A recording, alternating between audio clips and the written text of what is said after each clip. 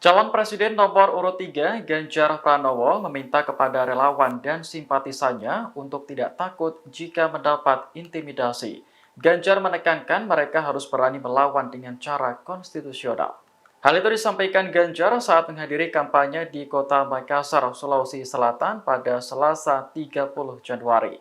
Ia mengaku mendapat banyak laporan bahwa para relawan dan simpatisannya mendapat intimidasi dari oknum-oknum tertentu.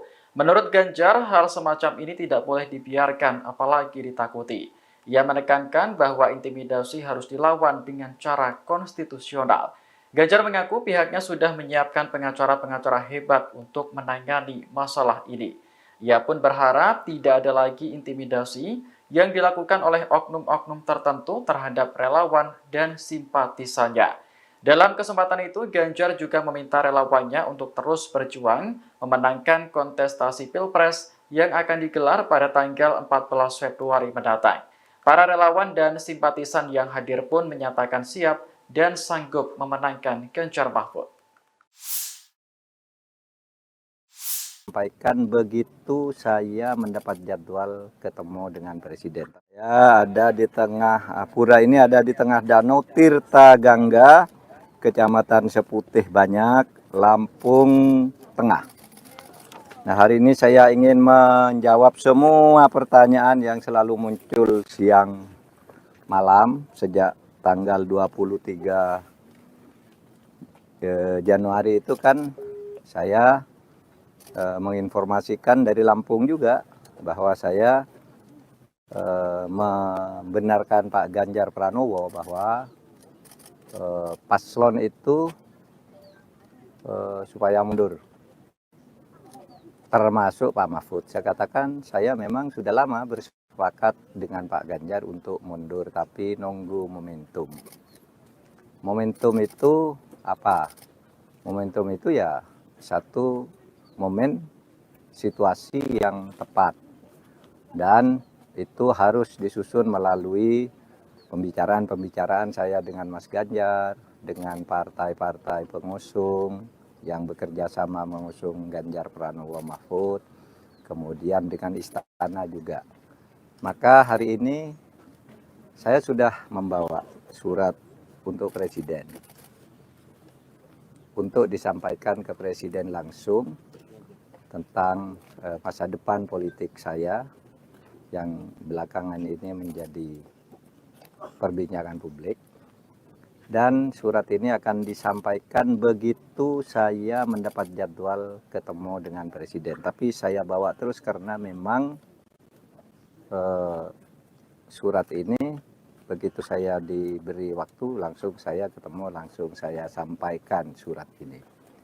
Saudara, kenapa saya harus mengambil momentum penting untuk menyampaikan langsung ke Bapak Presiden, Pak Jokowi? Karena saya dulu diangkat dengan penuh kehormatan dan kepercayaan. Saya dipercaya oleh beliau dengan sungguh-sungguh, dan saya percaya juga kepada beliau bahwa beliau menugaskan saya, sehingga saya bekerja dengan hati-hati dan insya Allah baik selama 4,5 tahun terakhir ini. Insya Allah baik. Nah, oleh sebab itu, karena kami diberi tugas dan menerima tugas dengan saling menghormati, maka saya tidak akan tinggal gelanggang colong pelayu. Saya akan pamit baik-baik dan saya akan sampaikan surat ini begitu saya dijadwalkan diterima oleh Presiden.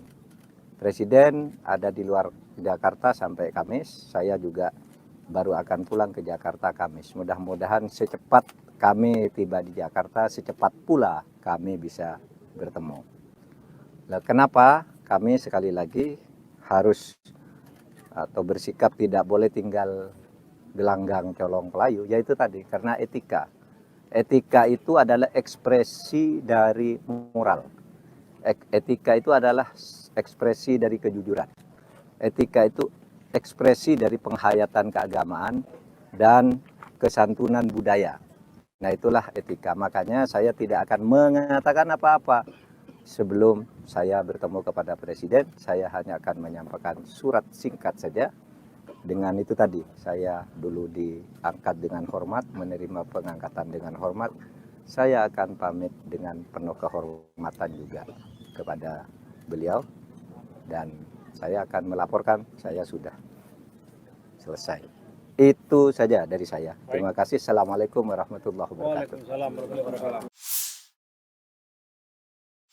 Atau Pas Pampres membantah menganiaya seorang warga yang membentangkan spanduk Ganjar Pranowo di depan mobil Presiden Joko Widodo. Dugaan Pas Pampres memukul warga dibuat dalam sebuah video yang viral di media sosial.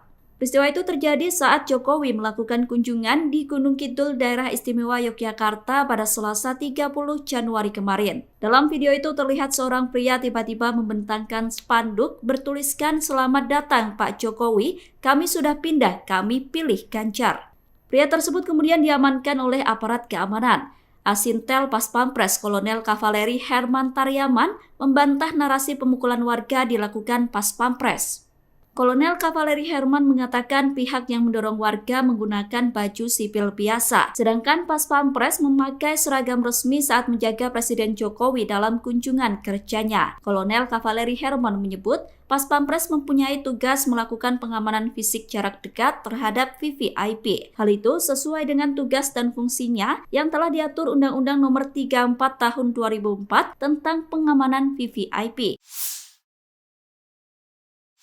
Sosial program Presiden Jokowi akan dirapel selama 3 bulan pada Februari 2024. Pembagian bansos itu tidak melibatkan Kementerian Sosial.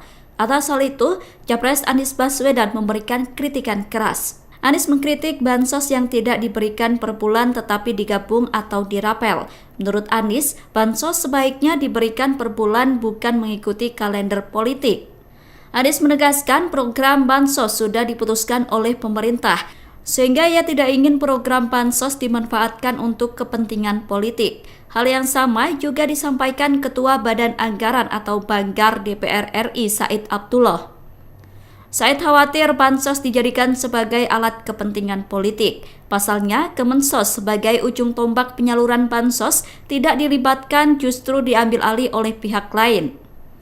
Padahal Kemensos merupakan kementerian yang memiliki data 18,8 juta penerima bansos. Said mengatakan selama hampir 10 tahun pemerintahan Presiden Jokowi, data terpadu kesejahteraan sosial atau DTKS dikelola langsung oleh Kemensos. DTKS selalu dikelola oleh Kemensos, bukan kementerian lain apalagi Kemenko PMK. Oleh karena itu, publik patut curiga jika bansos yang merupakan program pemerintah dijadikan sebagai alat politik. Suara, Bapak Ibu sekalian, posisi hari ini ketika kita tanyakan siapa calon presiden dan calon wakil presiden yang dipilih, maka angkanya posisi pasangan 02 atau Prabowo Subianto dan Gibran Rakabuming Raka di angka 50,7%. Jadi elektabilitas Prabowo Gibran sudah mencapai atau sudah melewati magic number untuk satu putaran, ya, yaitu di angka 50,7%. Lembaga survei LSI dari JA merilis hasil cacak pendapat terbarunya. Dalam survei itu, paslon nomor urut 2 Prabowo Gibran unggul di posisi pertama dengan suara mencapai lebih dari 50%. Prabowo Gibran meraih elektabilitas sebesar 50,7%. Kemudian posisi kedua ditempati oleh paslon nomor urut 1 Anies Muhaimin atau Amin dengan elektabilitas 22,8%. Sedangkan paslon nomor urut 3 Ganjar Mahfud berada di posisi ketiga dengan elektabilitas 19,7%. Survei tersebut dirilis LSI dari JA melalui kanal YouTube-nya pada Selasa 30 Januari. Berdasarkan hasil survei itu, maka Prabowo Gibran sudah memenuhi syarat untuk menang dalam satu putaran. LSI dan JA menggunakan teknik multistage random sampling dengan melibatkan 1.200 responden. Survei elektabilitas Capres-Cawapres itu dilakukan pada 16-26 Januari 2024. Margin of error dari survei LSI dan JA itu sekitar 2,9%. Sementara itu, dalam survei yang dilakukan oleh Lembaga Survei Indonesia atau LSI yang dirilis pada Sabtu 20 Januari kemarin, Prabowo Gibran juga unggul.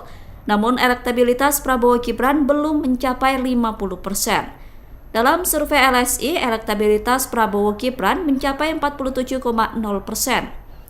Sedangkan Anies Muhaimin di posisi kedua mendapat elektabilitas 23,2%, disusul Ganjar Mahfud dengan perolehan elektabilitas 21,7%. Adapun survei LSI itu dilakukan pada 10-11 Januari 2024. Survei itu melibatkan sebanyak 1.206 responden dengan metode double sampling. Margin of error dari survei itu berkisar 2,9% dengan tingkat kepercayaan 95%. Download Tribun X sekarang, menghadirkan lokal menjadi Indonesia.